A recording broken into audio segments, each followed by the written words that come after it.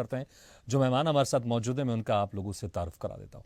हमारे साथ हैं बीजेपी प्रवक्ता दिल्ली से कैप्टन आई सिंह भदौरिया जी, पूर्व मंत्री तेलंगाना से कोंड्रू पुष्पलीला जी, सभा प्रवक्ता यूपी से नेहा यादव जी, प्रदेश सचिव आप पार्टी हरियाणा से तालिम गुर्जर जी, टीएमसी प्रवक्ता पश्चिम बंगाल से एहतेशाम हक जी और वरिष्ठ पत्रकार दिल्ली से अरविंद खोकर जी, और स्टूडियो में हमारे साथ मौजूद है managing editor RP Srivastava sir.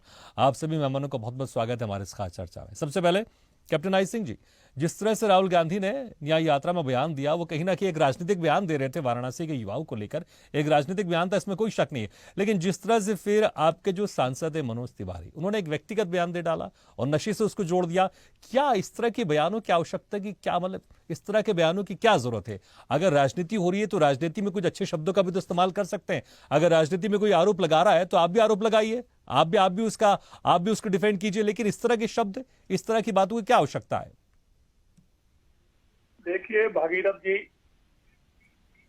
बयान सरकार के ऊपर हो, किसी नेता के ऊपर हो, तो वो एक बार वो तो मान्य हो जाते हैं। चलो सरकार के लिए तो सभी कहते हैं, अगर आम जनता के लिए अगर इस तरह के स्टेटमेंट दिए जाए, यहाँ की आम पब्लिक, यहाँ का युवा तो नशेड़ी हो चुका है, तो ये वहाँ के लोगों का एक बहुत बड़ा अपमान है। और सबसे बड़ी बात देखिए, उत्तर प्रदेश एक ऐसी जगह कि जिसकी भागीदारी हर चीज में आगे है। आप अगर उत्तर प्रदेश को देखेंगे तो कोई क्षेत्र ऐसा नहीं, चाहे वो आईटी सेक्टर हो या मेडिकल सेक्टर हो या अन्य सेक्टर हो, उनमें उत्तर प्रदेश के युवा सबसे अग्रणी है। और उन युवाओं को कहा जाए कि ये तो नशेड़ी है, तो ये दर्शाता है कि ये इनकी कहीं ना कहीं फ्रस्ट्रेशन है, हार की खींच है, जो उन्हें लग रहा है कि हम 2 बार जो तो बिल्कुल हार चुके हो, तीसरी बार। लेकिन मनोज तिवारी जिस तरह से बयान दे रहे हैं, क्या उनके पास कोई प्रमाण है? क्योंकि देखिए हमने देखा है कई लोग इस तरह के बयान दे देते हैं और फिर जब कोर्ट में मामला जाता है माफी मांगनी पड़ती है। अगर आपके पास प्रमाण है तो इस तरह की बातें कीजिए। मुझे लगता है राजनीति में अगर प्रमाण भी हो तब भी इस तरह की बातचीत क्यों करनी चाहिए? व्यक्तिगत क्यों जाना? राजनीतिक बयानों का राजनीतिक जवाब दे सकते हैं ना, व्यक्तिगत बिना जाए। देखिए भागीरथ जी, जो राहुल ने कहा है वो तो और रिकॉर्ड है, ये नहीं कि कहीं पीछे कह दिया किसी ने सुना नहीं। मैं सांसद मनोज तिवारी की बात कर रहा हूं, जिस तरह से उन्होंने राहुल गांधी को लेकर बयान दिया है, इस बयान के बाद, राहुल गांधी के इस बयान के बाद वो क्या है कि क्रिया की प्रक्रिया है।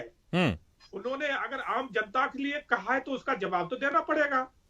आप राजनीतिक, वो हमारे लिए कहते, हमारी पार्टी के लिए कहते, हमारे देश के प्रधानमंत्री को वो रातों दिन गालियां देते, कभी उसका कोई जवाब ऐसा नहीं दिया जाता है। अगर वो आम जनता के लिए जिस तरह के उन्होंने शब्द निकाले हैं तो वो तो बिल्कुल ही अब अशोभनीय है और उसको कोई भी बर्दाश्त नहीं करेगा, आम जनता भी बर्दाश्त नहीं करेगी। आपको जो है ना राजनीति के ऊपर बोलिए ना, क्या दिक्कत है? अगर आप जनता को ही कहने लगे तो नशेड़ी है, क्योंकि आपको वोट नहीं मिल रहे, आपको कोई वहां से सीट नहीं मिल रही। एक राहुल गांधी की सीट है, वो भी राहुल जी हार चुके थे और आपकी बार उन्हें लग रहा है कि एक भी यहाँ नहीं मिलेगी, तो ठीक है, जनता के ऊपर फ्रस्ट्रेशन निकाल देते तो जनता को ही नशेड़ी बताने लग गए। तो इतनी भी मानसिकता को मत गिराइए कि जिस जनता के वोट से आपने वर्षों राजनीति उत्तर प्रदेश से ही करी है और आज उसी जनता को आप जो है ना नशेड़ी बता रहे हैं, तो ये तो कांग्रेस के लिए बड़े शर्म की बात है। मैं तो कहता हूं कि कांग्रेस के नेताओं को इसके ऊपर जवाब देना चाहिए और नहीं तो चुल्लू भर पानी में डूब के मर जाना चाहिए। पुष्पलीला जी, जिस उत्तर ठीक है उत्तर प्रदेश ठीक है भदौरिया जी, ठीक है पुष्पलीला जी, जिस तरह से राहुल गांधी ने बयान दिया, कह रहे हैं आई सिंह भदौरिया जी कह रहे हैं जो मनोज तिवारी ने बयान दिया है वो क्रिया की प्रतिक्रिया है।